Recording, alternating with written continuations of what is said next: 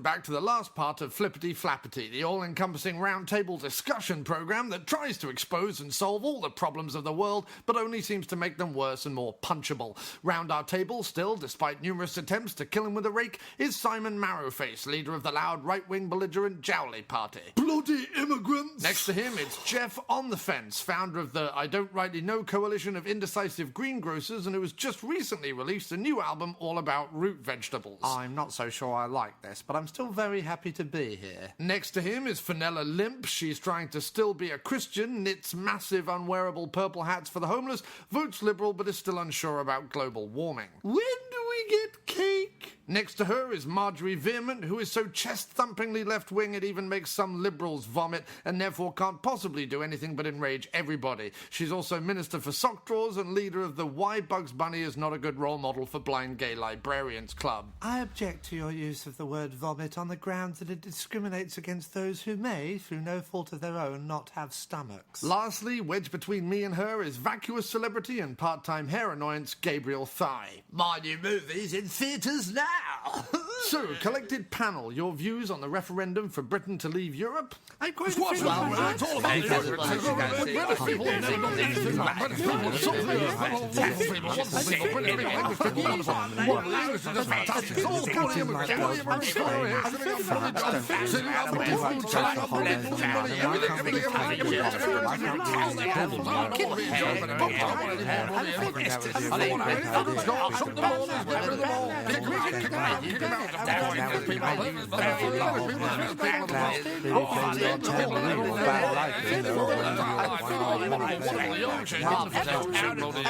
Bloody immigrants, England! The Queen. Well, I think we've all learned a very vital lesson there about global politics. Next week, I'll be talking to the Archduke Peregrine, owner of all the hams, about his tendency to dip his gangly parts into troughs of suet pudding. And we'll have a roundtable discussion on the viability of a Donald Trump presidency with 2 otters, a sedated bear, 3 goats, and the Minister for the Interior, Nigel Babincock. Good night.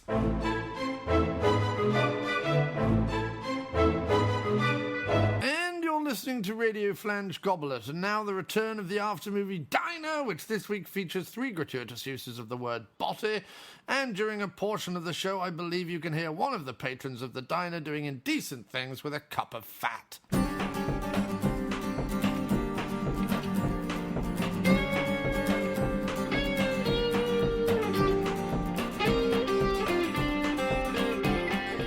So it's a new diner for us, this place. We've never been here before. We have not been here before. Us being here has never, ever happened. So we've got lunch menus. We've got today's dinner menu, today's lunch menu, separate things going on here. Very exciting. I like the, it's got green and white tablecloth, gingham style, which I quite enjoy. They've got the specialty sandwiches, which I know you're a fan of. They haven't got a Hudson. They've got a Hudson special salad. Oh yeah. No, they're just salads. It says Hudson. Yes, but you've got to have Hudson in the name. I have my rules, you know this. Well, they have a West Village chicken delight. Do they? Where's that? Down there. Cozy style chicken. They do a French dip. I might have chicken, a French Swiss dip. rye bread with tomatoes, bacon, and frozen. Have you ever had a French dip? It sounds obscene. It does sound a bit obscene. Might sound like something you had in your wayward youth. Yeah, well, not my way with you, obviously. Somebody else's way Somebody with you. else's way. Not our way with you. Jeff's Oh, no, there's way. one. There's one. There's a Hudson sandwich. There we go. Grilled Swiss cheese, Ooh. fresh cut turkey on Ooh. rye bread. Sounds nice. Well, it's just a Swiss and turkey. It's not terribly imaginative, is it? No. It's just a Swiss and turkey sandwich. True. Turkey and Swiss. Oh yeah, but it's on bread. Yeah, I know. Thank you very much. I think I'm gonna get the West. Maybe we'll get the West Village. Maybe. That's as close to a special. What have we got on dinner specials? I've never seen anybody. That was a very old man way of looking at the menu. You had to hold it a distance enough away for you to be able to read it. Right. Yeah, no, it's true. Homemade spinach pie. Could have given me more information than homemade spinach pie. That's it. What more information do you want? What, is it just spinach in a pie? Yeah. But that would be awful. Well, Is there anything else, like potatoes, sauce? No. So it's just spinach. I would imagine a little bit of cream. It's just spinach in a pie. Look, I didn't write the damn thing or make the Well, you should have done. I think I'm Well, going to you have the brought me. French dip. Because the French dip is on garlic bread. And I've always loved Garlic bread. garlic bread. Where's garlic bread? Let me It see. says French dip, roast beef with natural gravy. I don't want natural gravy. Could I have it with unnatural gravy, please? Is that bum gravy? Don't. Why do you have to go to bums? Unnatural could be anything. I don't know, but it's In fact, there's nothing more natural than your natural bum. gravy? True. Unnatural but would be it's like, called natural I am gravy. your gravy. Pour me on your sandwich. You go, oh, I don't think so. Robot gravy on garlic You look bread. like unnatural gravy to me. On garlic bread. I am natural, I assure You you. missed my point. Oh, How it is can- garlic bread. How can gravy be natural? I suppose because it's the drippings of the meat. Excuse me, could you bring me to today's garlic bread? I'd like to take a look at him. I'm quite enjoying this diner already. It's nice and quiet. Get Yeah, good that's sound true. quality. There's not some horrible music. Just some nice That's true. tablecloths. That's true. I know, I kind of want to get the Hudson, but it looks fucking boring. What's to do? Jim is distraught that there's no more details about the spinach pie. I imagine nobody needs Look, anymore. distraught is strong. No, I'm saying there was I'm there was a puzzled. there was a level of distraughtness in you that I haven't seen. No, actually no. To be fair, I think since August 1987, when you were particularly distraught. when I was 10, Yeah. you When would have been- you were 10. I guess I would have known you that young. Yeah. Yeah, you would have known me, so don't pretend like you wouldn't have done. Well, I pretend now. Why, I know you pretend Like, now. but only at certain moments, like when other people see us together. Like when I'm walking down the street filming you. Yeah, exactly. And you're like, I'm not with him, he just Yeah. won't leave me I don't alone. know who that is. He just keeps filming my Yeah. face. Attack of the Curious Geography Teacher. So I think I'm going to have the French dip, but Dynamic duo. Open stone, corned beef and pastrami. please read out the instructions of ingredients. Eat the food. Read out the instructions of the sandwich. So yes, we're here in the Hudson Diner, which is on Hudson and Barrow in the West Village. It's a fairly swanky part of the village, I would say. A fairly quiet part of the village. The diner is famous because I believe it appeared I'm going to go in to West Village. well, I say famous. It appeared in an episode of Louis. Oh, did it? The diner did, yes. Cool. I can see why. Well, I think he also lives near here because it's not far from the comedy club that's, that's in the opening titles, I think. So we had a lovely, nice walk down from Midtown down to the village, Yep, and then we went to the film forum, which contains more hair grease and sour-looking faces than a Chris They're quite Isaac happy. The bloke concert. that looks like the Iranian goalkeeper that just got banned for wearing SpongeBob SquarePants trousers. Right.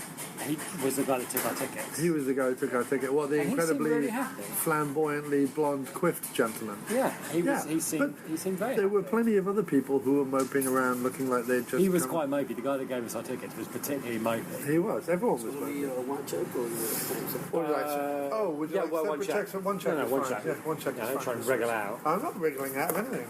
You paid for the tickets, I'm paying for the dinner. Can I get the West Village? West Village.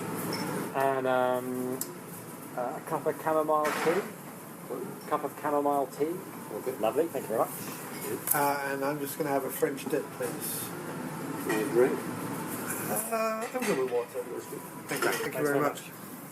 Yeah, so we... It sounds like really immature, but had this been like a Benny Hill sketch where we go, yes, and I'd like a French dip, please. And I was expecting him to slap you. Why would that be a Benny Hill sketch? You're the bald one. You're the one who What's that got to do with anything? Because he used to smack the little bald guy. Oh, I don't know that much about it. I guess I was more just like, double entendre sketch shows Oh, right. in the 70s. Why Like a French dip, please. True. Anyway, yes, he was very grumpy the moment he took our tickets. I'll bring you the lemon water for you to dunk your balls in it. In what world does that sentence make sense except in the obscene way? Are you writing like postmodern sketch show where everybody just says obscene things, but in like normal company? Yeah. Okay, cool. No, but the film forum is, for a start, it's a cinema in New York City that is cash only. Immediately, someone needs to be smacked around the face for that. Well, hang on, isn't what's the one that we've been to lots of stuff at? The Archives? Yeah, the Archives. That's Nope. cash only. No, No, that's card. they take cards. Then yeah, that's pretty. It's just annoying. Right. I wouldn't say it's pretentious. Not only that, but they're running a series at the moment, and they're actually screening like some fairly exploitative stuff, which I'm quite a fan of.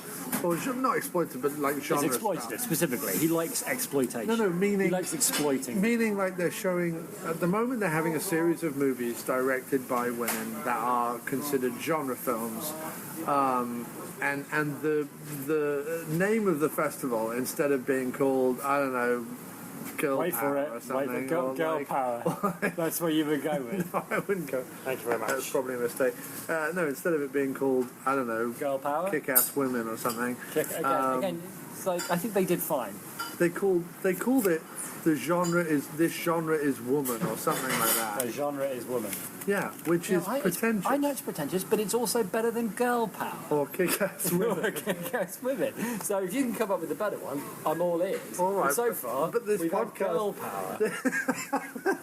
This podcast is not called John comes up with better names for female-centric exploitation genre movie festivals. Yeah, fair point. We've slagged off movies, and neither of us have made better movies than the movies we've slagged off. Right. Fair point. I'm just checking we're still recording. We're still getting this gold. Get this gold. Thank God. Thank God. I am wax. sorry. So anyway, there's a festival of genre films directed by women, which is kind of right up my street in a way. They're showing American Psycho, which is Mary Harron, I believe, and they're showing Slumber Party Massacre, which was produced by Roger Corman's wife, but was directed by a woman who, despite it being a fairly generic slasher, was trying to satirize the whole women in bikinis being chased by a guy with a big phallic weapon kind of thing, because in Slumber Party Massacre he has a big drill, so that's the whole. Anyway, they're showing that, which is kind of unusual because that doesn't get screened very often. Certainly not stuff like Film Forum, where they normally show black and white stuff and things with subtitles and things where people can sit around and grease their hair and look very serious and stroke their beards. Well, that's why Mr. Yellow Trousers was probably happy with what we were going to say. But they're also showing more or less Kathryn Bigelow's entire back catalogue up until the Hurt Locker, right? Because they're showing Near Dark. They're showing not Strange Days. They're not saying Strange Yeah, they are Days. showing Oh, Strange they are? Yeah. They're showing Strange Days. They show Blue Steel, which is what we watched. Near Dark. Strange Days. And that first one. But I hadn't heard of, but it looked like it had Willem Dafoe in it. Yeah. And what's the other one she did? There is another one. But she used to be, anyway, she used to be quite the genre filmmaker, right? And I think that all of her films have something of a slant. None of them are generic or cliche. And most of them, I think, sort of play off the sort of cliche stuff, and we can get into that with Blue Steel a little bit. But that was kind of exciting to me because I'm a big fan of cult films, genre films, as you know. Exploitation films. But I also I've always claimed that B-movies, horror movies, genre films, call them what you like, have for the longest time given women especially far more diversity in their roles, either being producer, director, composer, writer, whatever, but also as actors have given them far more diversity. And I actually think that genre films show, while there are obviously exploitative elements in them that some may claim exploit women, I think that they also are a breeding ground for actually strong female characters in a way that straightforward Hollywood hasn't been in the same the same way, and I've always said that. So I was kind of excited they were doing this series. Unfortunately, the only one that, well, not unfortunately, but the one that fitted into our time slot was Blue Steel. Is this movie after she broke up with Cameron? No, Interesting. because Cameron co-writes Strange Days, which is after this movie. I mean, unless he co-wrote it, and then I don't know when they broke up. I don't know about them at all. Jim is referring to people who don't know that the director Kathryn sorry. Bigelow was married to the director James Cameron For a while. for a while. I think past True Lies, though. I think they were still together while he made True Lies. Really? I've got a feeling that, if not, I would imagine that Curtis... Point Break? Yes, that's the other one she does. Point Break, that's the other one. Thank you. Thank you very much. Oh, that's great. Wonderful, thank you. This is really terrific. You're right, Point Break is the one. So she's known for Point Break, Strange Days. These chips are amazing. Yeah? Yeah. And they're only oven chips, but they're really good. Oh, K-19 The Widowmaker was the other one. I haven't seen that. She directed 3 episodes of Homicide, Life on the Street. Oh, really? Yeah. I can see how that will work. So this was her next movie after Near Dark. The Loveless was her first movie. Russia did the slow one, yeah. So this was her 3rd film. And after this, she does Point Break, which is sort of interesting because Point Break is all males, right? But it's known for its sort of... I don't know that it's the introduction of it, but it certainly plays up the whole homoeroticism between the male leads kind of thing, right? I mean, I never got that vibe when I was watching it, but maybe if I went back, I might get that. I mean, that's what it's sort of jokingly... I'm saying there was a lot going on in Blue Steel that had I watched it when I was 14, I would definitely have gone way over my head. Possibly because it was 1989, it would have gone way over my head. Right. So, Blue Steel then, let's get to Blue Steel. Blue Steel. Should people watch it? Should people watch it? Should people watch it? It's a difficult one. Yes, it is. And I'll tell you why. It's because Blue Steel, maybe rightly or wrongly, is set up as a late 80s action movie No, in its... that's not. No, in its poster, in its name, Right. in its design. I'm not saying that the story is. I'm saying that it is set up... Yeah. If I guarantee the trailer features Jamie Lee Curtis running about with a gun. I Yes. guarantee it. At the time, as people know, because we've covered them before on the show, but also Dr. Action, the 80s and certainly the 90s were awash with machismo and action, and it's the era of Stallone and Arnie and all the rest of it. Moving into the sort of Seagal and Van Damme era in the 90s. And I think really the only other kind of female action that isn't Cynthia Rothrock, which is sort of straight-to-video stuff, is really Sigourney Weaver in the Alien franchise, and of course by her husband James Cameron in the Terminator franchise. You have Linda Hamilton. And so there's certainly that vibe, and it's interesting to see that obviously Cameron in both Aliens 2, which is the more action-heavy of the franchise, and Terminator sort of puts a woman front and centre in the action. Kathryn Bigelow is obviously a very strong woman in her presence from everything I've sort of read or know about her. And Blue Steel, if anything, the main through line in Blue Steel is that Jamie Lee Curtis's character is never a victim, despite having horrible stuff happen. She never allows herself to become a victim. That's kind of the overriding... If you're going to look for sort of a quote-unquote feminist statement in the movie, that's the statement. Actually, I think the whole movie is like one feminist statement after another. Look, I don't think you're wrong, but I think you're right. I think that is the basic through line. But the whole thing is, I mean, actually, I mean, to some extent, but there's some elements that if you didn't realise the fact like if you watched it through very kind of generic male eyes, you could look at it as the fact that Curtis's character makes a bunch of mistakes, you know, can be a bit stupid at times, is, you know, aware of her sexuality. Like both the guys in the movie, you know, she is a strongly sexual protagonist with. And if you looked at it through very generic male eyes without realizing that the through line is that she's never a victim, she's always the protagonist,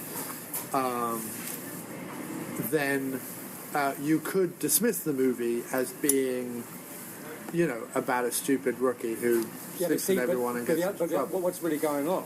I'm not looking at it that way, I'm just saying. No. That's, I agree with you, but actually what's happening is, and that's what's interesting about it, but to answer the question, should people watch it? It's interesting. Yeah. I think it's an interesting movie, but I didn't particularly enjoy it. yeah, it's not compelling, as it could be. I think it's one of those films that...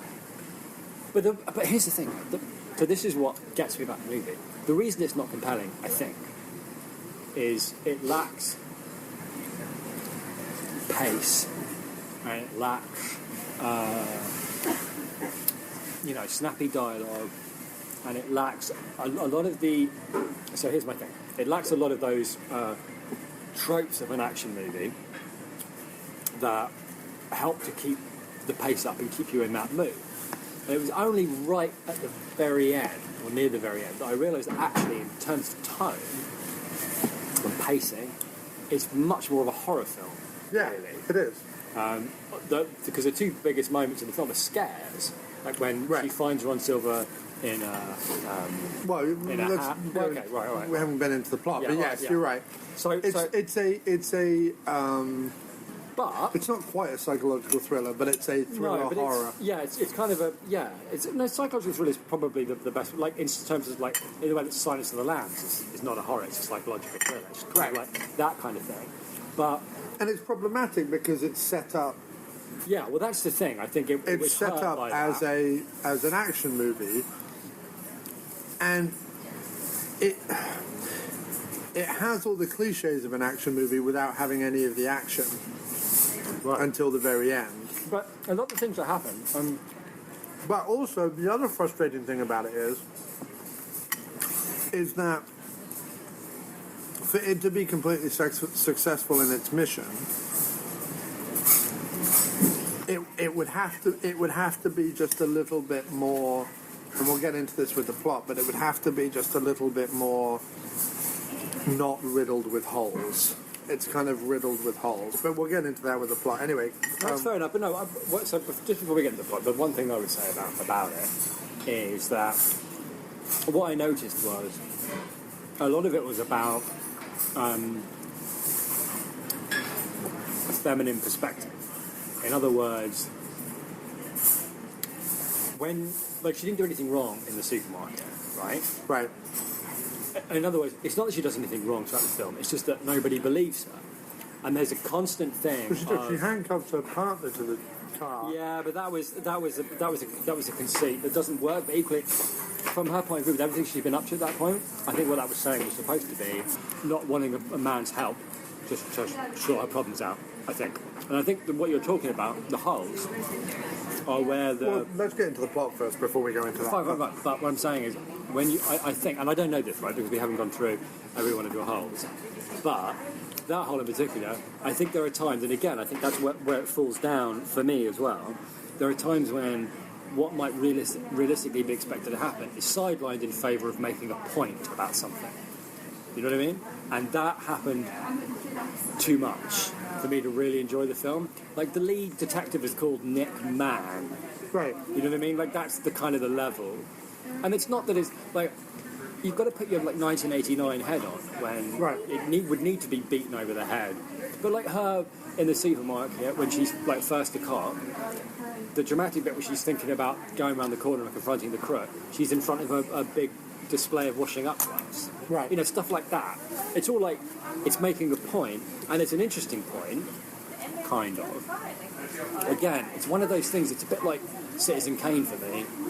Like, not that it's that good, I'm just saying, you go back to Citizen Kane, you're thinking, this isn't as powerful for me watching it now. It could never be as powerful now as watching it back then, because so much of the conventions and the storytelling and the points that it's making are now just like a part of like filmmaking and canon. And No, but I would almost argue that.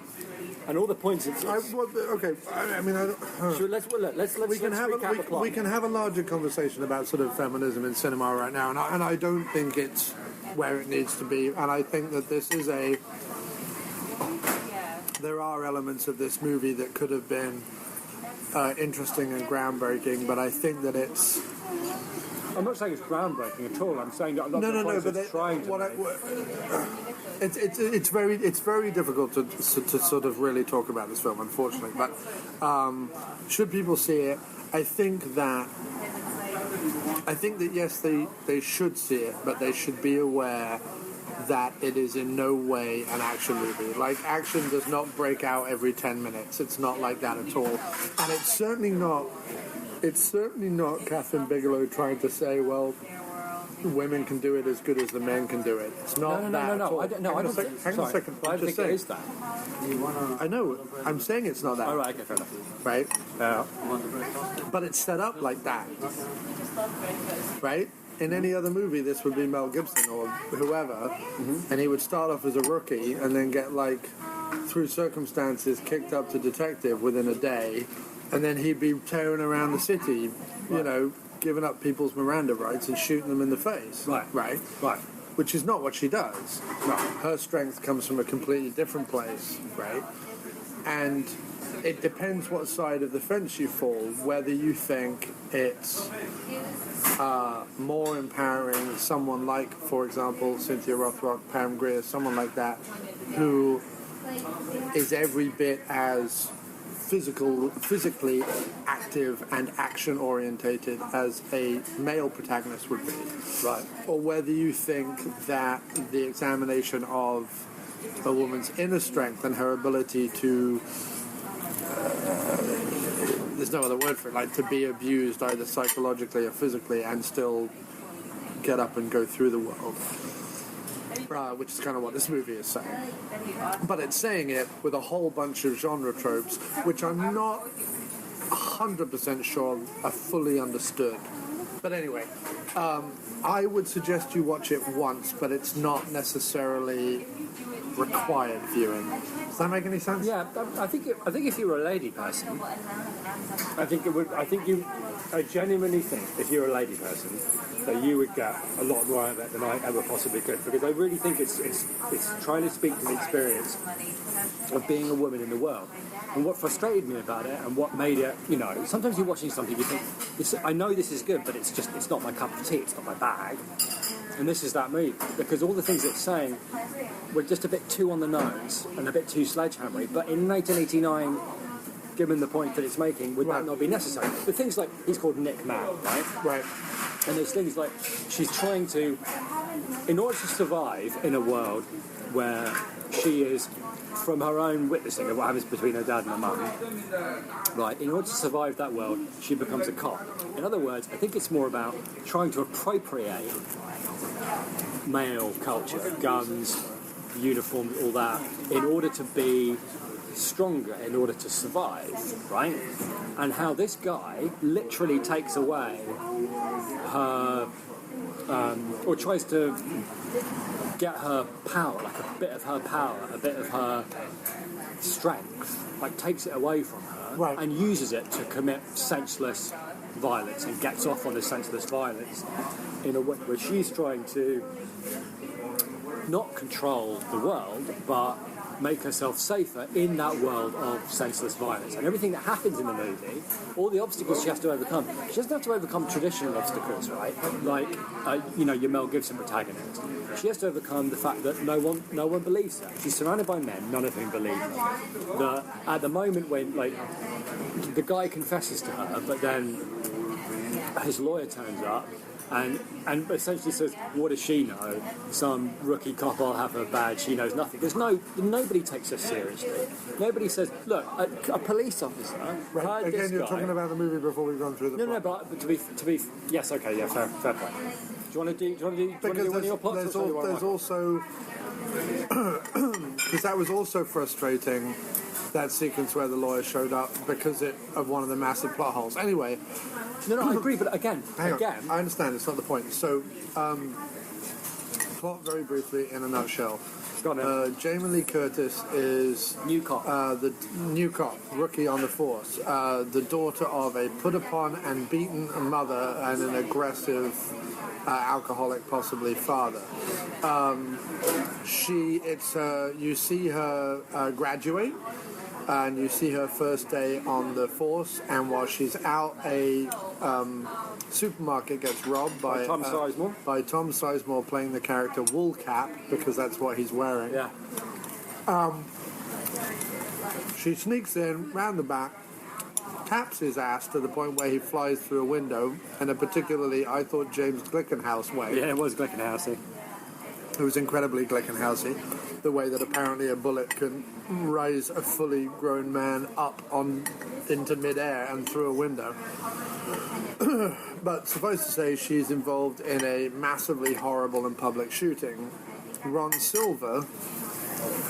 Why Ron Silver? Anyway, Ron Silver... Do you want to know why? Oh yeah, tell me why. Because, and this is why I'm interested to know about their relationship, he looks quite a lot like James Cameron. Oh, you think so? Yeah. He's got the same... He's shorter, but he's got the same like... I don't know that that's why she beard. hired him. No, I'm just... But okay, come on. He is... In the movie, Ron Silver is supposed to be the epitome of masculine aggression, senselessness, but also impotence. I don't know. I have to say, And right he looks here, a lot I don't like know. James Cameron. I don't know enough about No, I don't either. I'm just saying... Cameron or it's Bigelow, interesting. and I don't know enough about their relationship. And all I know is that, they were together and now they're not. I don't know any other information about that. Well, if I were James Cameron and I was married to her and then I saw that movie, I'd be worried. He looks quite a lot like James Cameron. Well, okay. I mean, that, I don't know. I mean, he also looks a bit like Gene Simmons. I mean, No, he doesn't.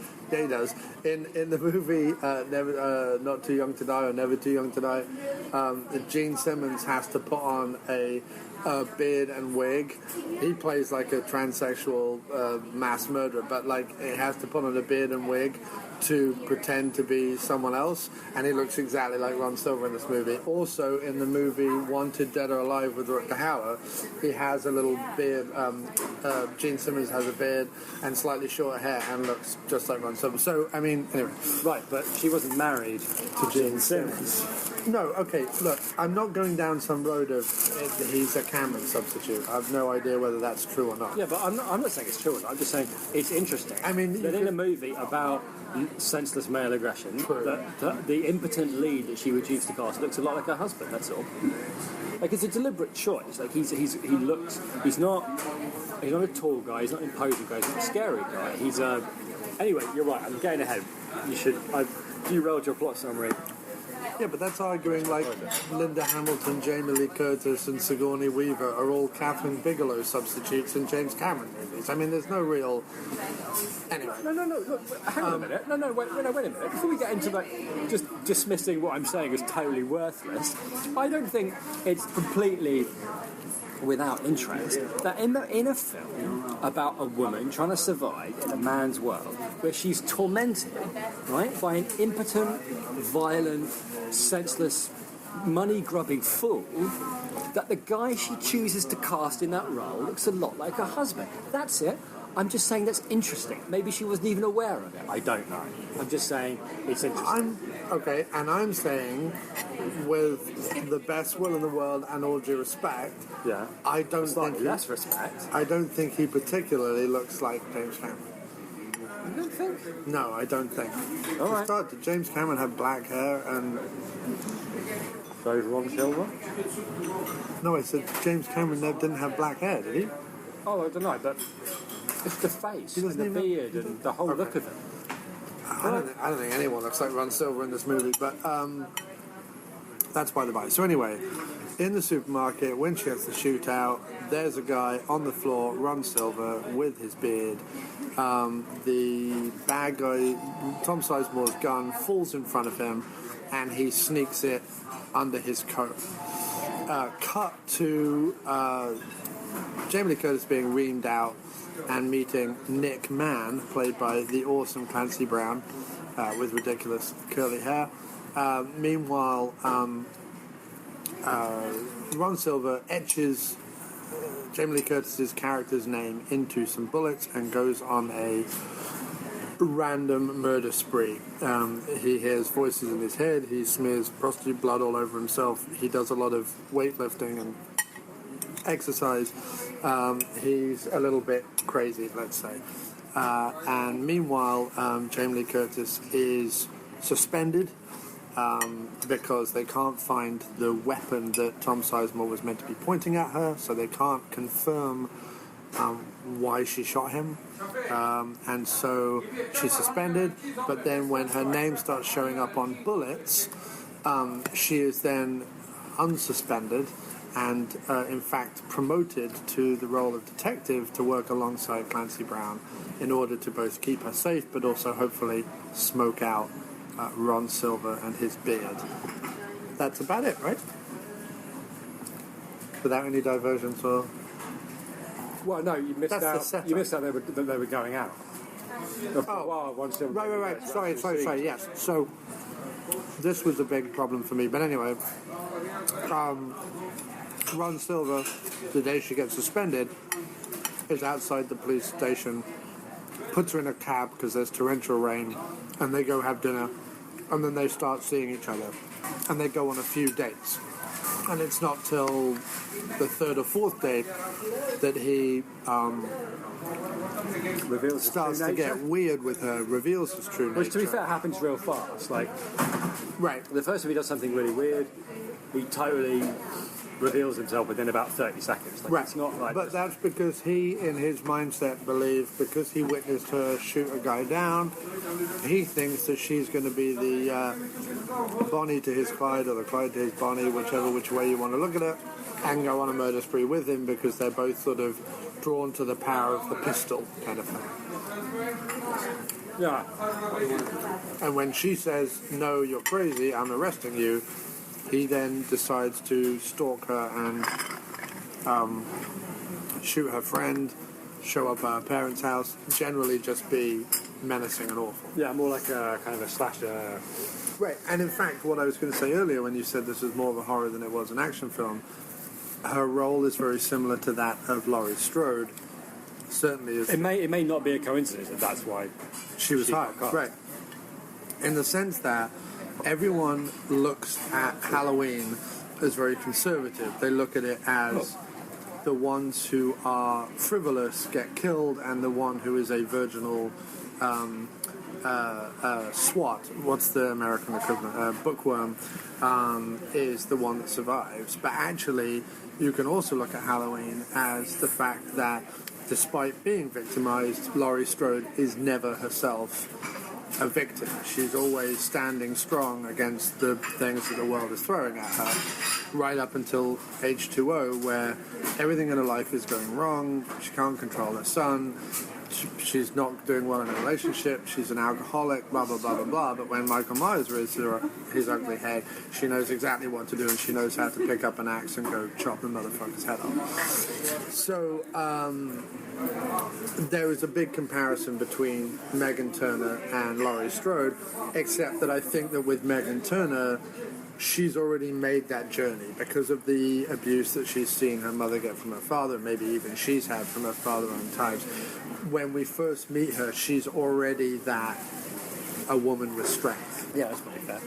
And even though she has completed the same training course as everyone else, in the cops, she's not regarded as anything because she's a woman, except by her original partner. He likes her when they're driving along in the car. He likes her when they're talking originally.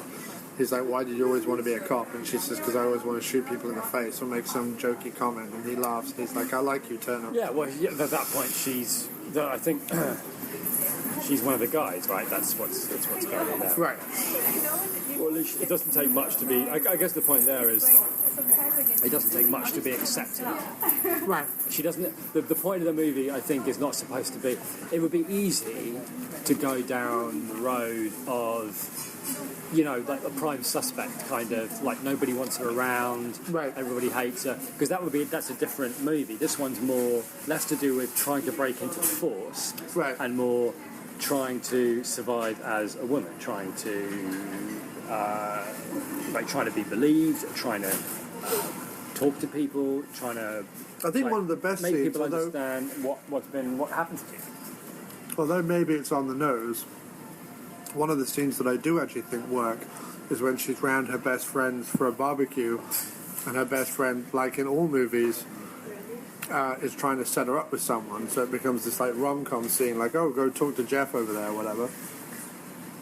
And Jeff has a cheesy line, and she plays along with it, and da-da-da-da-da. But the moment she admits she's a cop, he's completely thrown by that. Yeah, in that scene, the thing, like the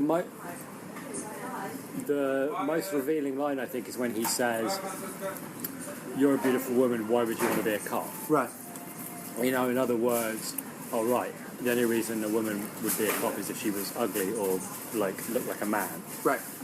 And that's, in other words, she's got no right to be there. Right. You know, like you'd have to be And I fucked in think, the head to want to do that. and I think even to this day, Because really, presumably, if you're a beautiful woman, what he's saying is, why, given that you're beautiful, why aren't you just like married to a successful man and they wouldn't Right. have to do anything? like, for example, even today, in the so-called more understanding, more liberal, more diverse world, it's still a piece of shit to be a female director in Hollywood. It's still like... Yeah, but even more than that, with all this stuff that's been going on, you know, in the news at the moment, like that scene at the end, like that's what he's been doing the whole time. Right. It's only just occurred to me, with like writing her name on a bullet and then shooting into people. It's his way of fucking her over and over again. Like literally, figuratively, metaphorically, like everything you could imagine. Like he's fucking her because he's like, it becomes a point where he's deliberately fucking up her career. Right. You know, he's going out of his way to make her look like a liar and to weaken her. Right, weaken her in the eyes of her colleagues, weaken her in the eyes of like the men, of the justice system, everybody. He's going out of his way to weaken her. And that bit at the end is really disturbing when he jumps on her after she's had sex with Clancy Brown. Sex with Clancy Brown, who... Which is, to be honest, a little forced. It is, but I think, again... There is a relationship there, and you understand how it might happen. I it's wish a little it hadn't, bit like... But again, that's when the movie falls down for me. There's moments exactly like that. I see why it happened, because she wants Silver to rape her at the end. Like, that's what he wants. She wants to happen. And she feels that there's more power in that. And presumably it leads from somewhere with a bit more realism if it comes after a natural sex, drawing a parallel between, you know, consent and non-consent. Right, a natural sex scene which Lee Curtis initiates as much as Brown. It's a... It's not. And in fact, no, you're right. I mean, the It's just that, but you're right in that happens too much. There's too many times when decisions get made, like what you were talking about with the lawyer, right? my big problem with the plot very quickly is that she's involved in a shooting in a supermarket, right? Yes, right. Whether she does it, her partner who we see run up does it, or whether the police who, if it's New York City, show up in 30 seconds because they're on every fucking corner anyway, do it. That scene is locked down, right, and witnesses' statements are taken. There's no bit where Ron Silver is like sneaking out the back of the But that's thing. the point, I think. Right. So later on in the movie, there is one throwaway line where she's like, he must have left the scene, right? But all this happens too much in that you see a scene set up, the scene takes place, but the wrap-up of the scene doesn't happen. It jump cuts to something else. And it does it so that it can conveniently later on just go, oh, he must have walked away from the scene without any kind of real explanation. So it allows them to have the somewhat hokey serial killer stalker trope of him being able to like wine and dine her without her knowing who he is. But if she was involved in the case and the shooting of the thing, are you telling me she saw no photographs from that crime scene? She saw no photographs of the witnesses? Like, she didn't, like, there was none of that. And I'm not saying that it needs to be police procedural accurate, but it's a huge stretch that she shoots someone and that's it, and then she just gets taken away from the crime scene, and nobody, like, she's not involved with anything else to do with that case. But I agree with you, although I would argue that, you know, the ridiculous Tom Sizemore through the window thing? Right. There's a bit after that happens where they all gather by the window. Right. Because it is, you know, it's spectacular. Right. And they are all drawn to it, all of them turn, look at the window. And presumably what happens at that point is he stands up and walks out the back the same way that she came in. Now, listen. I guess. But listen, I agree with you. But we're in total agreement here in that the reason that she does all these things is because all she's interested in doing is using these tropes to make a point. Right. And having them make sense is of secondary importance to her. I agree with you. And it's the one place where I think the film falls down. Yeah, I agree with you because it's not. It doesn't. And the reason is it doesn't move fast enough. Because there are enough points that something happens that's shocking enough or interesting or exciting enough to make you forget, you know, whatever it is that's been bugging you about the movie. But because of like the slowness of it, you've still spent 10 minutes being bugged by it. And it's where so you can't really enjoy it. It's where Silence of the Lambs is a bit more successful, because while Silence of the Lambs is utterly hokey, and it is utterly hokey and makes massive flights of fancy in that movie. Yeah. The genre that it's set in keeps it going. Like, whether it's detective bits, whether it's action bits, whether it's horror bits, whatever. They have the advantage of essentially having three main characters. They have her, they have Hopkins, and they have the killer. So there's three different geographies for them to explore. So in other words, they can keep the pace up by just jumping to the next thing. But this one is all about Lee Curtis, and you don't, or rarely, jump to whatever Silver's doing. You do occasionally, but it's slow because it wants you to think. Like, it's one of those movies that it wants you to think about what you're seeing. It wants you to think about what's going on. Right. But it's not fast enough to make you forget the way you're being asked to suspend your disbelief. And I think, like you're saying, what is supposed to be a genre film. Right, exactly. And when the attorney shows up, and I don't have so much of a problem of the attorney getting his client off, because he's right, there is no evidence. But then for her chief to be like, no, we leave this guy well alone, it's like, no, you don't. The only suspect you have, is this guy. And no, you can't, like, break into his apartment or whatever, but you can, like, stake him out or trail him out or, you know, whatever. But again, it's you certainly wouldn't have a chief be like, no, leave this guy well alone. And then the moment he shows up at your parents' house, I'm sorry, like, he shows up at her parents' house the same day that he claims that she broke into his apartment and pointed a gun at him and all the rest of it. Like, that sequence where her and Clancy Brown show up. His door's open, by the way, so they have every right to go in, because they don't need a warrant if the door's open. Right? But they go in, he's sat mysteriously in the shadows, she puts a gun up against his head, and when the lawyer shows up, she says, like, I'll see him dead in the ground, or I'm going to shoot your client, or whatever the fuck she says.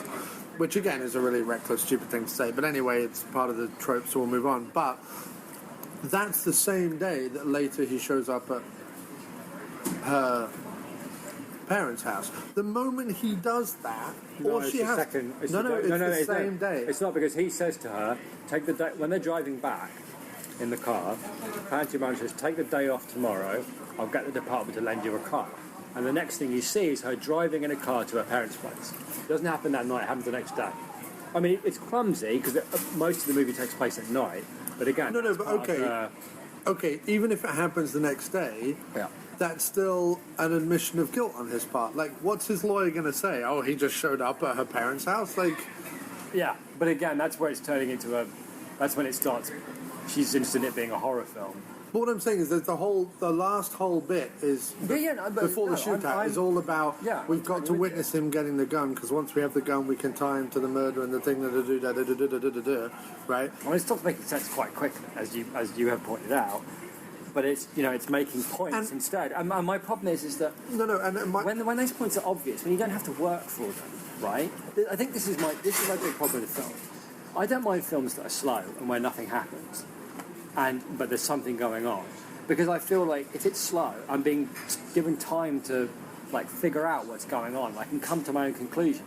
But if somebody's being really, really slow and then making really heavy-handed points all the time about what you're seeing, I'm not sure the points were so heavy-handed. I feel like but heavy-handed is maybe the wrong word. Okay, without possibility of interpretation, they're just there.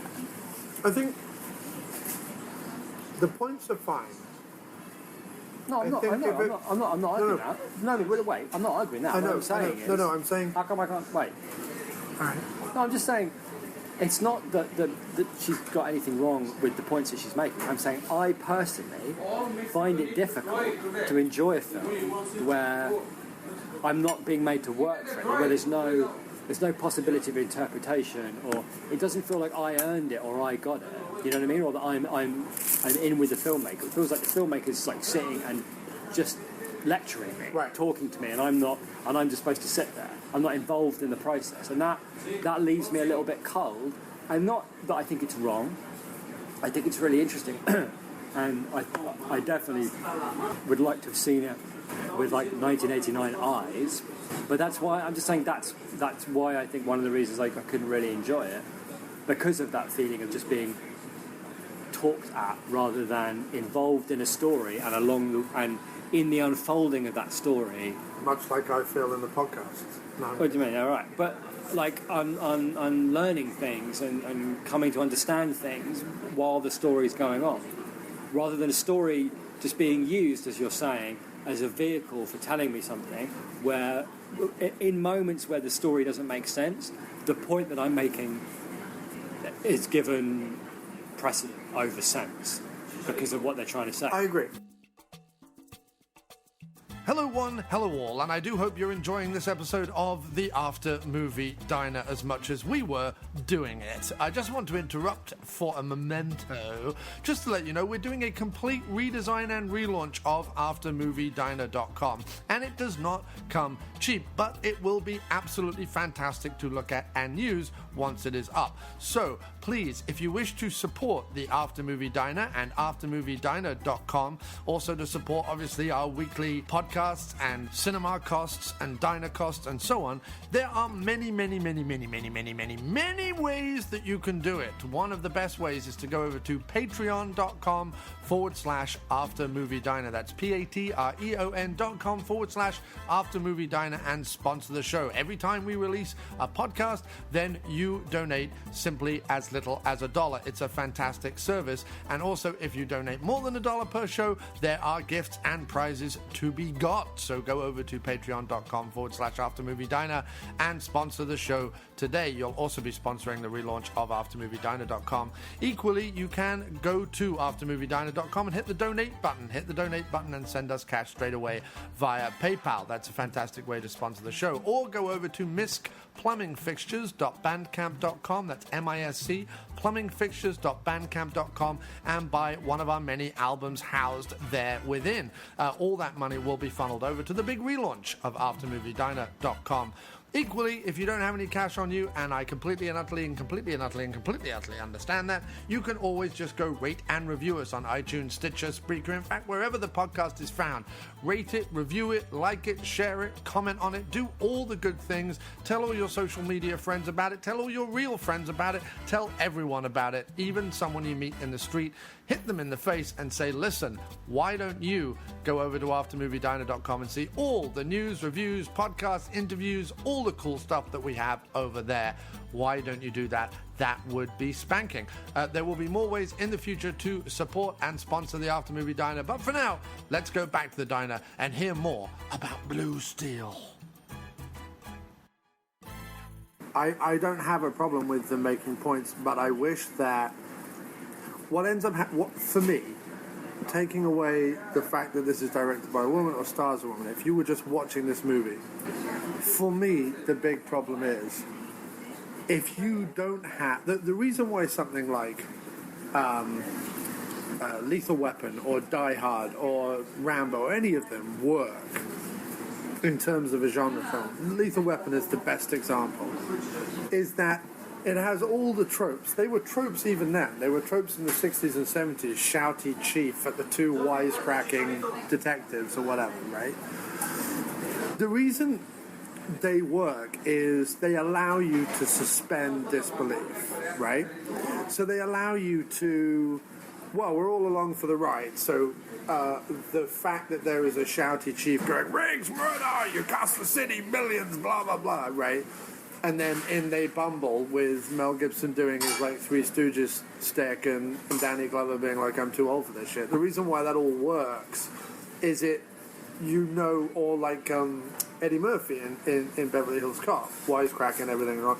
It's that cushion of air between reality and this heightened reality that allows you to float along nicely with all the other bullshit that goes on, right?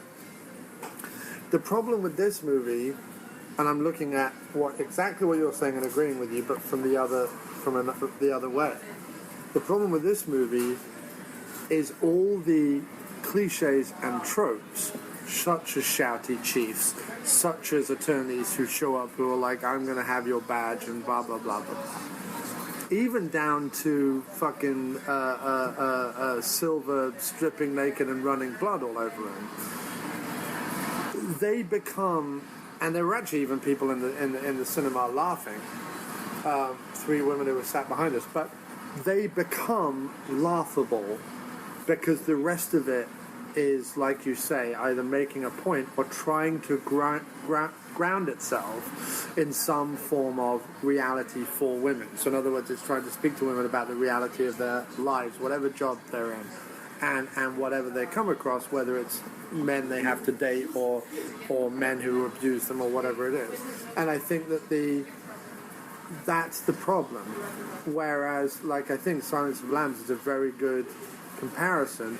You never feel, even at its most ludicrous, when Hopkins is wearing someone else's face, or people are they go to a psychiatric ward and it's all like a medieval jail cell with people hissing and swearing and throwing cum about, whatever it is. Like, even if in its most ridiculous, you are buoyed by the fact you're like, oh, I'm in a movie. And you've suspended disbelief because all the right tropes are there.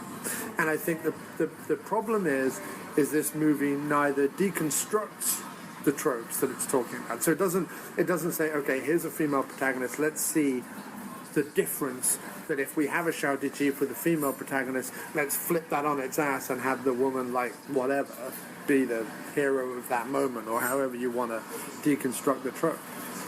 It doesn't do that. It has the trope merely as a function of going, this is a Hollywood movie, but while you're watching a Hollywood movie, we're going to whip this like stuff at you, important message and stuff like that. And it isn't as successful, although I have no problem with any of the messages in it or the character that Jamie Lee Curtis plays, which I actually think is a really great character for her, and I think she does a really good job. I have no problem with any of that. I have a problem from a pure filmic term, is that all the ludicrous tropes stand out. They just stand out like a sore thumb. You're in the middle of a shouty cop scene and you're like, this is stupid. Yeah, that's fair. This is stupid. Like the Jenkins pacing back and forth with his hand on his hip and the little fucking smoking dude with the slick back. Yeah, you're right. It just looked all stupid. You're right. It doesn't work. I think the point of it, or what they were maybe trying to go for, was to give them cover for making the film. Yeah, of course. We're making genre, but also partly like, well, how does a woman survive in these genre situations? Right. But you're right. It doesn't really work because the point being made is, well, if you're a woman, you're not listened to. But of course, the problem is that. Well, she survives by ludicrous leaps of logic, like, let's make her a detective and let's make her Clancy Brown's partner and let's make her run, like... No, I agree, but what I'm saying is the difference, if... What you're saying with, like, Riggs and Myrtle, right? with Lethal Weapon. When the chief doesn't believe that, it's because they don't have evidence, or like they're trouble, or he's been chewed out by the mail, or whatever. There's 100 reasons why they're not believed, right? And the message that's in this movie is supposed to be is like, well, she's not believed. They don't take her seriously because she's a woman, and it's supposed to be using this genre as a mirror for what women's life is like. Right? Hey, being a woman is like being a detective in a cop film where the chief won't listen to you even though you know you're right because you don't have the evidence, you know what I mean, in the argument or whatever.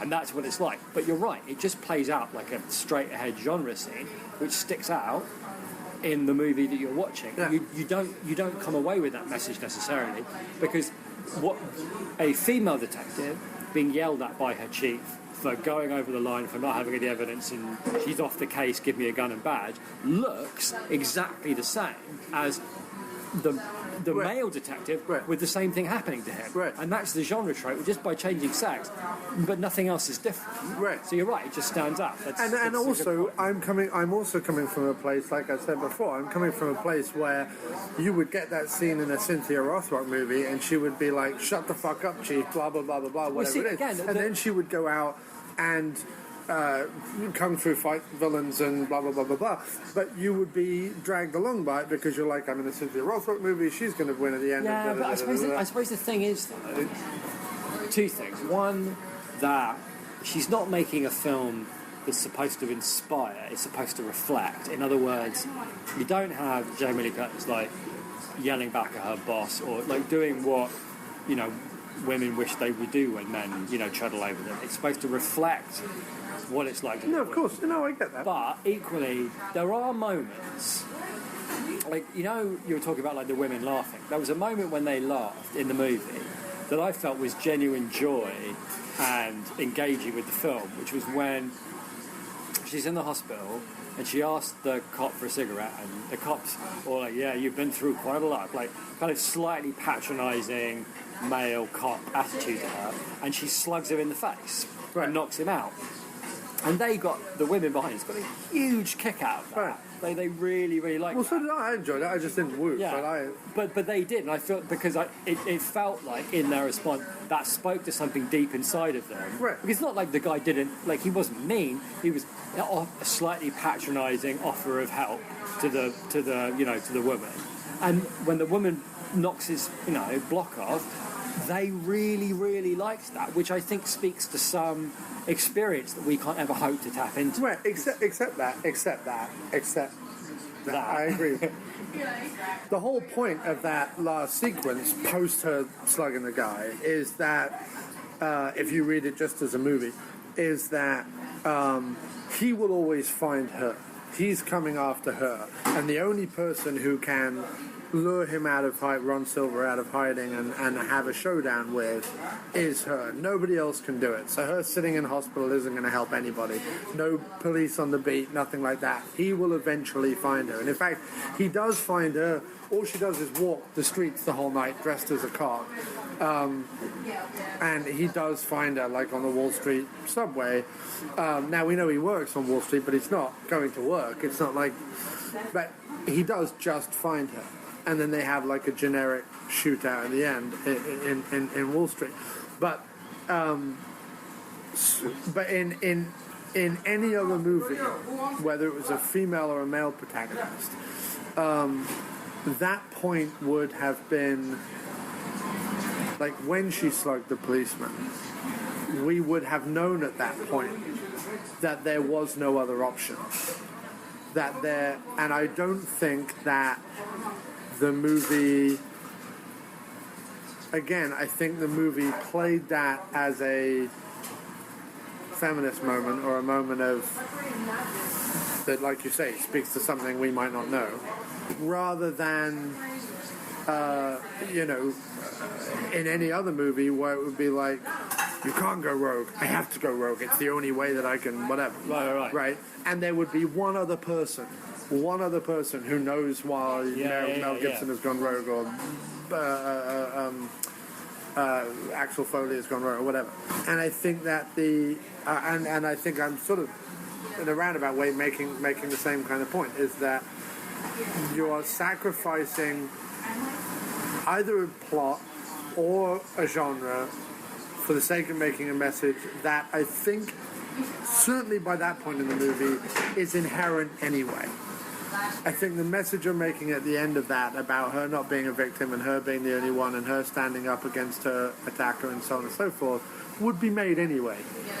And I also think you're right. I think we're watching it with post-1989 eyes. So I'm watching it as someone who watches a lot of female-centric films, whether they're action movies, detective dramas, but whatever they are. It's not. That's the thing. It's not. So, but remember what? Okay, which is not that long ago, but still after, I think.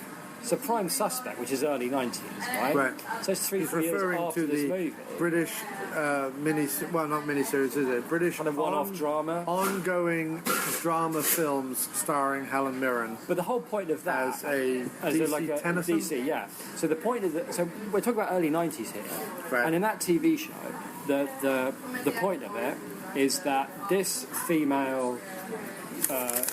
detective is like all these men's bosses, and they can't handle it, and she's not sure if she can handle it, and her husband can't handle it, and the whole conceit of the show is how weird it is to have a female boss, right? And this is I mean, it's delightful watching it again because it's not only that, but like it's like all the offices, all the London police offices are dingy and grey, and they're all smoking fags, they're all tapping away on typewriters. You're thinking this is only the 90s, but now everything's like everybody's got a female boss, everybody works in a bright, well-lit office, they're all computer savvy, nobody smokes, nobody drinks, everybody looks great. You know what I mean? There's no like fat, sweaty, slobby people solving the case anymore. And that's good, but I'm saying it's like 3 or 4 years after this movie, there's a TV series where the central drama is having a female boss is unacceptable to these male police officers. They feel more than threatened. They feel emasculated. They feel it's ridiculous. That it's political correctness gone mad. You know, all the things that still to some extent exist today. And that's 4 years after this movie. And there's all the things that this movie is saying. There's similar things with. Not quite the whole boss thing, but there's similar comments being made in Homicide with Melissa Leo's character, and there's similar things being said in Cracker with... Oh yeah, the same Geraldine? curly redhead, Geraldine James. Both curly redheads. Right. Something about curly redheads in police dramas, clearly. You know what I mean? Where they both have to be feminine, but also one of the boys. You know? Yeah, which is fine. But that's it's a slightly different message. But but you're right. There's still those characters emerging in the 90s. But and in this one, she doesn't even try to be feminine. At least when she's a cop, she doesn't. There's no banter with like her, using her wiles or them like making sexist comments, because it's not about that. It's not about her in the job. It's about her as a woman in the world. And Silver and her bosses and her co-workers who don't believe her, and Silver who's threatening her, and it's. I think it's a metaphor more for Bigelow's experience as a female director in Hollywood. Yeah, no, I'm sure it is. Yeah, absolutely. But I think that experience can be extrapolated to any woman that works in any office or any job. They're going to find themselves surrounded by men who don't listen, who don't believe them, and presumably, and this is the thing, right? Because we don't even think about it sometimes, but just walking home. At night is a terrifying experience for a woman. Right. And presumably getting drunk at a party is incredibly scary, because you think, I don't want to get too drunk in case something really bad happens to me. And we've got no conception of what that must be like. No, of course not. No. I mean, as two white guys, we've got absolutely no conception of most of what the rest of the world goes through. That's true. But this movie, I think, is supposed to be some attempt to reflect a woman's day-to-day experience through the medium of a cross between a generic cop drama and a horror film. And I think the problem is that if I had to pick holes in the genre of it, that I think sequences like Ron Silver talking to himself and then claiming himself to be God and screaming and sweating, and sequences of him rubbing himself in blood, the film would be far more effective if he was just a all he would have to be would be like a Wall Street creep with a slightly heightened sense of I like agree, but again, murderous impulse. He doesn't have to be a sweaty, He doesn't, crying, screaming madman. But I think that undermines the I know, message. I agree. I think it does. But again, I think Because it's not a screaming, But the crying, choice- sweaty madman who's going to be attacking a woman or stalking a woman. It could be. no, it's not. But it's supposed to be. That's the thing. Like the reason I think it goes in that direction is, first of all, that's the evolution of his character. In other words, she's saying, at the heart of these men, this is what they are. They are screaming, crying, I want, you know. And the whole talking to God thing, that totally threw me to start with. But then about 5 minutes later, I thought, well, I guess the point being made here is that, you know, the number of times men have done unbelievably hideous things to women, and it's because, well, God told me to. You know, I've been talking to God and he said it's okay. Like, that's happened many, many times throughout history. And as for, like, covering himself with blood and all that, that's, you know, that whole kind of primitive cave. It's just, it's not that the points aren't well made or well founded. It's just like you're saying, they don't belong in that movie because you're being thrown out of the genre on far too regular a basis, or you're being reminded of like these genre tropes that don't fit with the other things that are happening. It's too much of a mishmash. But sorry, but just quick, I'm just sorry. Just because what I'm saying about the genres is, I think the problem is it doesn't work as an action film because there aren't, like you're saying, there's not enough action in it. Right. And it doesn't work as a horror film because the reason you can have long, slow periods of nothing punctuated by something really extreme in a horror film is that extreme is like really, you know, it's bloody or, you know, it's intense, whatever the hell it is, right? It's intense, either viscerally or orally or physically or whatever. But you Get some more water. the reason you're able to get through the slow periods is because you're waiting for the next horrible thing to happen. And the things that happen are action beats, not horror beats. So you're being asked to wait a horror film length of time, and then you're being rewarded with action beats instead of horror, and that's why you're left like continually a bit like it's a bit stuttery, the whole experience of watching it. So I think they're all valid points. However, as we've been talking and as I've been thinking back over it again, there are some incredibly effective scenes. Yeah, there's lots in about it. it I liked a lot. I really liked a lot. I think Jamie Lee Curtis and Clancy Brown are Yeah, they're very superb in it. good. It's nice to see him get like a lead. Yes. And he's not quite like the cop with a heart of gold, but he's not like the sexist male protagonist either. Like he's got a nice balance to him. He's an odd-looking. He's an odd-looking bugger though, and I'm wondering why. Because initially, the first time I saw him, I thought he looks a bit like Frankenstein's monster crossed with Frankenfurter. Is what he looked like in that first shot with that ridiculous curly hair, but with like his crazy like Frankenstein monster face. And I don't know, there's something. He's a bit scary. He's very tall. He's a bit scary looking. But he ends up like being somebody that, like, you know, he's the only guy that believes so. So there's something going on there. I don't quite know what it is, but I definitely think casting him in the lead is, you know, because he's obviously not your standard Hollywood lead. Maybe she didn't want any light taken off Curtis. She didn't want. Do you know what I mean? She didn't want anybody like sharing that limelight. She wanted the focus to be on Curtis and Curtis alone. And he is just, even though it's like, you know, he is technically kind of the male lead, really he's a supporting player. It's also interesting that, you know, like Curtis's sexuality that would normally be played up, and if you look at something like True Lies, for example, say what you like about Cameron casting leading women, like the thing everyone remembers about True Lies is Jamie Lee Curtis's striptease pole dance, which is, you know, particularly exploitative. None of that is made an issue, and in fact Curtis has no problem I think like the whole second half of the movie she's not wearing a lick of makeup, like in terms of like beauty makeup, and is, you know, and is just as she would be in these situations, and not played up for anything, which I think is good. The sequence with the parents is really unnerving and played really, really well. The reveal especially, like there was an audible gasp from the audience. Yeah. In the cinema when the mum stood aside and Silver was just sitting. Yeah. That was weird. That was neat. The cinematography throughout the movie is excellent. I'll tell you one thing that was good as well was the... Which is funny because Sorry, go on. the one thing I haven't mentioned is the fact that once she became on the Hollywood radar, and once she started to do The Hurt Locker and Zero Dark 30, whatever, I had no interest. I thought The Hurt Locker could have been directed by anyone, and I thought it was a particularly boring, unengaging story. I was not a fan of that movie at all.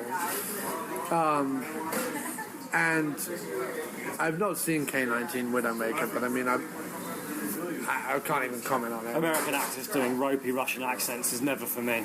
Right. I just feel like even in a film like this, which is a fairly recognizable genre, I still say that the genre films are still where the best work is being done. Because once you see her become an Oscar-winning director, I think this film looks 10 times better than The Hurt Locker did. I think that in terms of direction, in terms of cinematography, in terms of... There's a little bit of ropey editing. There's a few establishing shots that are pretty but don't actually make a lot of sense in terms of the geography of what's going on. There's a lot of close-up, but that may have been budgetary. It may have been, we can't actually film in New York for this bit, we have to film in a studio, so let's just do close-ups or whatever. But no, I'm more interested in this, and I'm more fascinated in this film than I am any of her later ones. I like this one, Strange Days, Near Dark, and Point Break, although I'm not the fanboy of Point Break that a lot of other people are, but those four I would say are prime Bigelow. But on the other hand, you can see, given that she makes a bunch of successful genre films, like Near Dark was a successful modern retelling of the vampire legend that no one was doing at the time or even thinking about doing. Like, they're all like grimy southern serial killers is what they are, really. And then Point Break, which is like a huge hit, but you kind of feel like, I don't know, there's a bit about the movie which I'd like to see it again, but it's a bit taking the piss, I think, kind of. But Strange Days was a bit of a flop, I think. I think they thought Strange Days was going to be really, really big, and I think it was a bit of a flop. It's a brilliant movie, though, and Angela Bassett is amazing. Yeah, and it is a great film, and I really, really like it. But interesting that Sizemore turns up in that. If I were her, then I'd say, well, I've done the right thing, going with the serious Hollywood stuff. Oh, yeah, no, for her career, of course she has. I mean, I just said it ceases to be interesting to me. No, and that's fine, because, you know, and that's totally cool. But I guess she tried a bunch of different things. And the one thing she had success with was, if I make films about blokes and the hard things they have to do to be blokes, as a woman, that seems to, like, people seem to be interested in that. It seems to engage people. It seems to resonate, because I haven't with Point Break. So I'll do that again with The Hurt Locker, and I'll do it as, you know, and I haven't seen Zero Dark 30, so I don't know how much of it is about that, to be fair. Well, it's a leading female protagonist, isn't it? Jessica Chastain in that? So I don't know. But all anybody talked about was Chris Pratt. But anyway, I don't know. But Pratt's in that? you are? Pratt's in there? that was his launch for Zero Dark 30. Oh, gee, we got her to blame for Pratt? Yeah, I guess so. Well, her or Amy Poehler, I guess. Oh no, I like him in Parks and Rec. I just can't stand him as a serious actor. He's awful. Yeah, I really... Jurassic World was a fucking mess of a film. Actually, isn't that also Jessica Chastain? No, that's Bryce Dallas Howard, right. Mr. Ron Howard, what's the... Oh yeah, the Matt Farley Motor Media song about Mr. Ron Howard. You've got a beautiful Can I go on a date with your daughter? Yeah. Is that it? Mr. Ron Howard, you've got a lovely daughter. She was great in the village, she was great in The Lady in the Water. And I was thinking that maybe, just maybe, you oughta grant me permission to go on a date with your daughter. I know that you're familiar with show business. and all the no good phonies that you can find in this business. But I'm not like that, I'm a small town guy. I come from a place called Peabody. I appreciate a talented and lovely girl who comes from a respectable family. Mr. Ron Howard, you're a fine director. Your movies always generate a lot of great buzz. And I'm not saying that just because I wanna go out with your daughter. Heck, you could even come along. Just don't invite M. Night Shyamalan. He's already spent too much time with her, if you ask me. Mr. Ron Howard, you've got a lovely daughter. She was great in The Village, she was great in The Lady in the Water.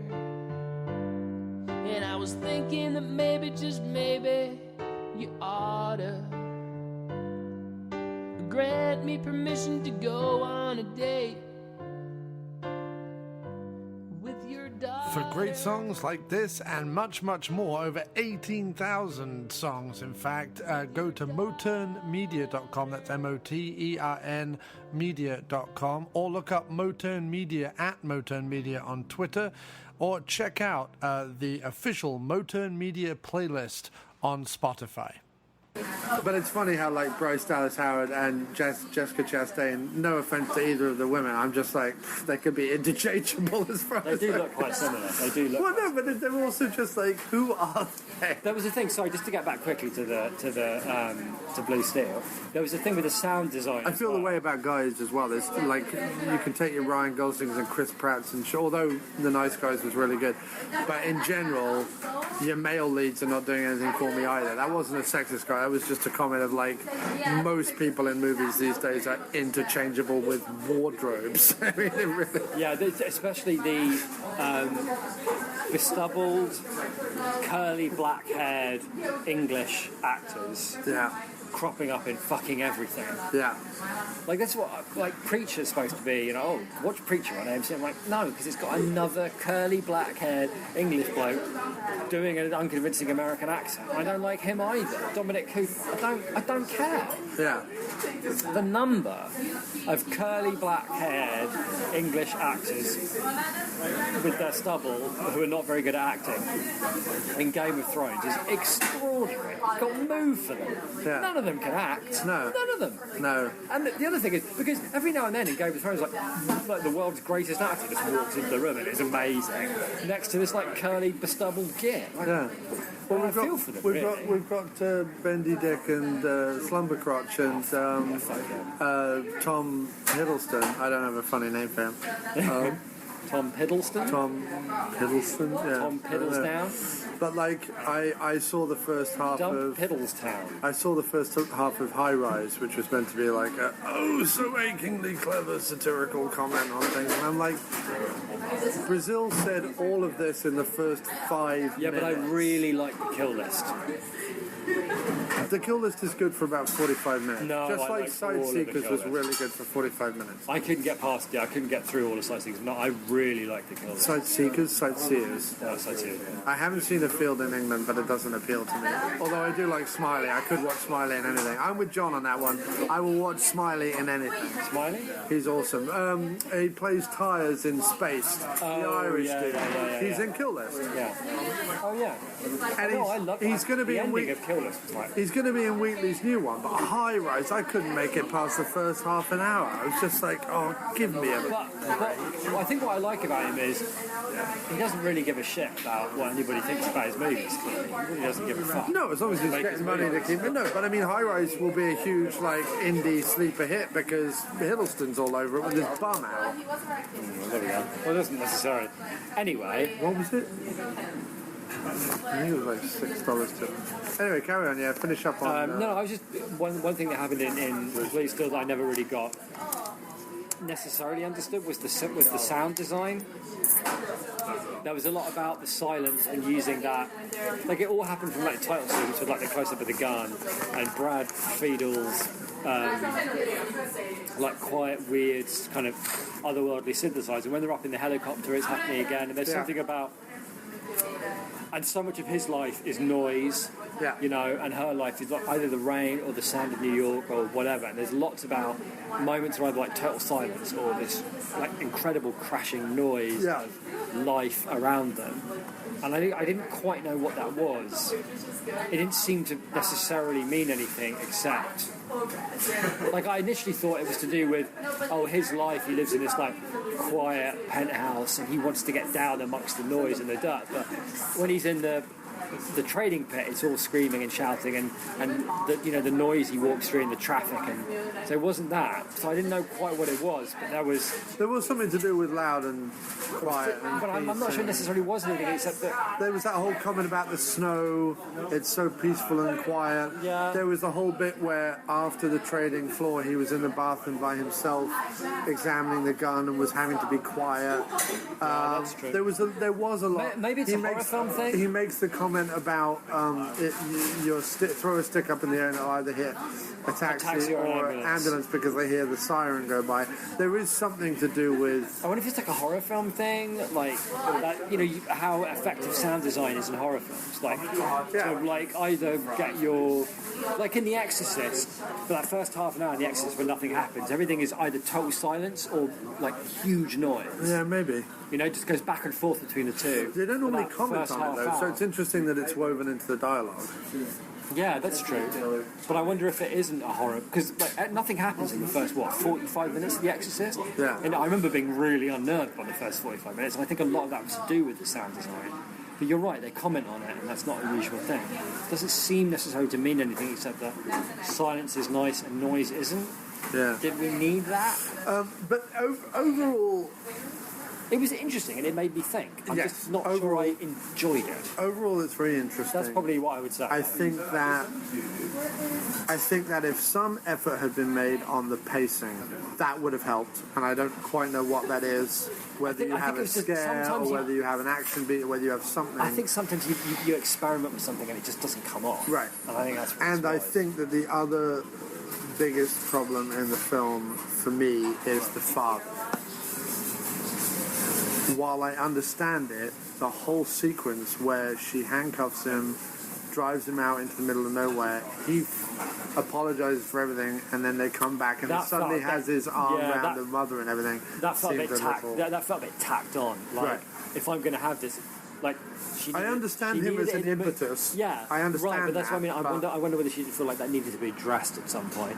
If she's going to have a protagonist who like I guess. makes choices and does things, she's going to have to do something about the dad. She's going to have to punch him or talk to him or do Right, but you then have the sequence where Ron Silver's showing up to their apartment that is utterly unrealistic because no one is saying anything. There's clearly something going on, and yet the parents are acting like, oh, isn't it lovely that this random stranger has come into our home? Which no one ever would be, certainly not the father who's known to be an abusive drunk. So that whole thing didn't quite work. she like again, reality, the logic of the film set to one side. Because I think what's happening there is that feels like a conversation between, like the secret conversations that had between husbands and wives when the husband beats the wife. You know, like how they can communicate and talk in like a crowded room or at a party. When she knows that he hit her the night before, and he knows it, and maybe he feels like she's stepping out of line, how they can threaten each other and reason with each other, even in crowded, like even in dinner No, I parties get or it. party But then there was the situations. whole bit where, like, the news report comes on and the dad goes, oh, look at that. And then Ron Silver awkwardly has to stand up and be like, can we not watch television? Like, who would... Like, Yeah, it no, just you're right. wouldn't No, happen in to it. be fair, I think the point you made earlier about how the film is full of scenes that don't wrap up, I think that's a big part of the problem. They don't conclude, they don't wrap up. Yeah. It is just... But I don't want to go down that hole again. There are some very effective scenes in it. There's some good acting in it. There is some strong writing, but also some weak writing in it. It looks very good. And as you say, it's certainly interesting, and I think it's fueled a good discussion. I think you could do worse.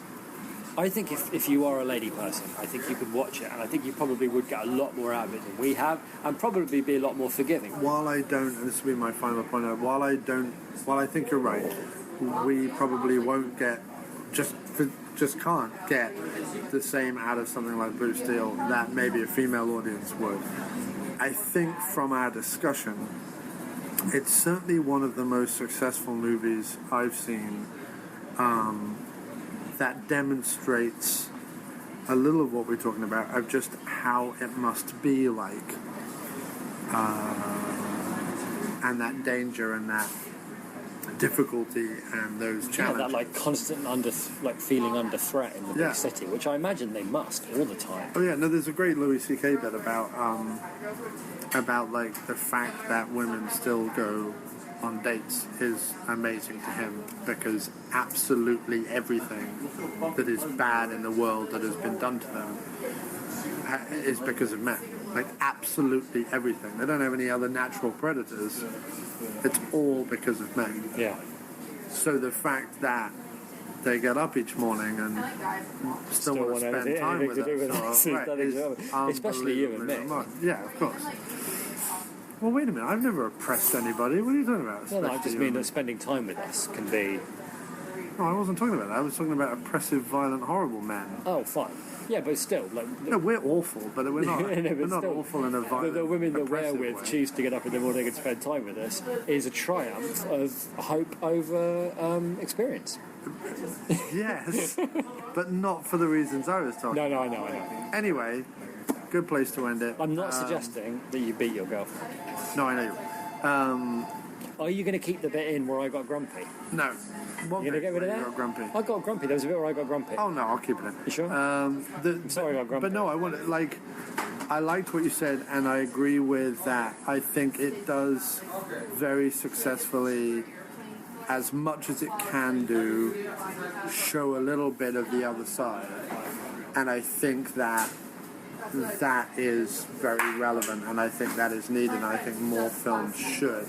And I think maybe, Mike, like, if you look at the Buffy, Xena, Cynthia Rothrock, Pam Grier, whatever it is, their triumphs are more obvious to guys because it's all based on brawn or whatever it is. Plus they're all directed by men. And there isn't that idea of women's strength coming from what they can endure rather than what they can give back. That's interesting, yeah. Yeah, I like that. It's good. And with that, let's end. Nice. Thanks very much, Jim.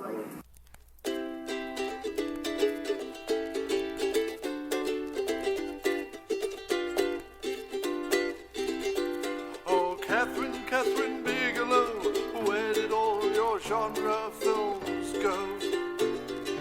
There was a time when horror, action and crime seemed your bread and butter. But then serious real-life drama, scripts and Oscars, your desk, they now clutter.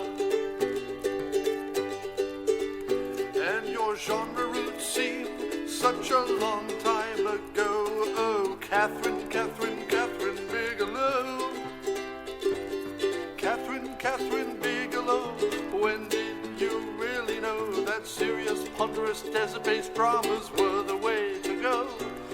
What happened to the madness of near dark and strange days? Or the message-filled psychological thriller of Blue Steel? Oh, and even if we accept that artists can grow and change, why do we care if Jeremy Renner's struggle is real? And will you ever go back to your genre days from long ago? Kathryn Bigelow. Give me my movies, ludicrous and silly, entertaining and bizarre, too imaginative and inventive, make reality seem stretched pretty far. There is too much reality down here on the ground. Up on the screen, give me amazing sights and sounds. Oh, Kathryn Bigelow. I want you to personally know that the moment you come back to us, to your movies I will go. But while you play around with reality and war, I will personally find it all a bit of a bore. Oh, and that's because I like my movies to be movies and news the news. But don't worry, Kathryn, I understand. Everyone has the right to choose. So if those are the movies that you want to make, then who am I to say that it gives him the blues? It is hard enough for a woman in Hollywood without idiots like me criticizing you. But my personal taste is for your early work. I hope that doesn't make me a great big jerk. And I wish you every success in this business they call show. Yes, Kathryn Bigelow, you better believe it, yes. I wish you every success, Kathryn Bigelow. I know you made Point Break and I didn't sing about that, but I couldn't work it into the song, don't you know? So why don't we just keep singing Kathryn Bigelow over and over again, don't you know? Yes, I wish you every success, Kathryn